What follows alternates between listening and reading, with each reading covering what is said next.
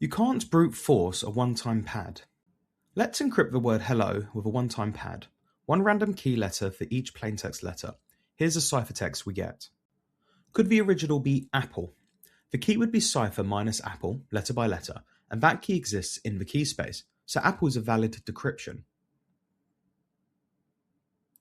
So is hello. That's the actual real message, and so is agent.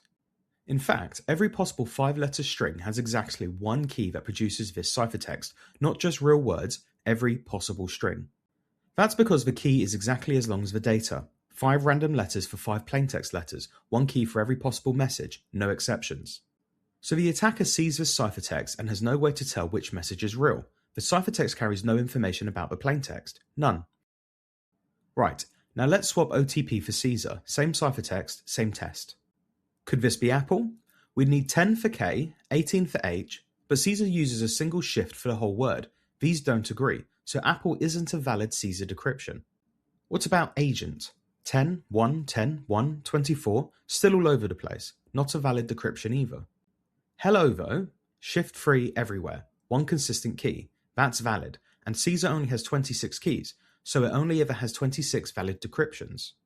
The point isn't that Caesar's keyspace is smaller, it's that real-looking messages aren't guaranteed to be valid decryptions. In OTP, they always are. Now let's scale up to AES, a 20-character message, a 16-byte key. Notice the key is shorter than the data. If this were OTP, any 20-character string would be a valid decryption. Abort all missions, call off the plans, all of them. But AES isn't OTP. AES only has 2 to the 128 keys, and most 20-character strings aren't reachable by any of them. They're simply not valid AES decryptions. The correct key gives one unique answer, the only decryption that actually makes sense. An attacker could find it, they'd just need 2 to the 128 guesses. So we've got 2 fundamentally different kinds of security guarantee, and they're worth naming. Perfect secrecy, that's what OTP has. Every possible message is a valid decryption, so there's no signal to find, even with infinite computing power.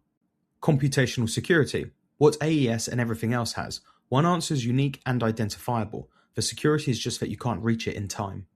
OTP doesn't make brute force hard, it makes brute force meaningless, and that only holds when the key is as long as the data, 1 to 1, no repeats. Therefore,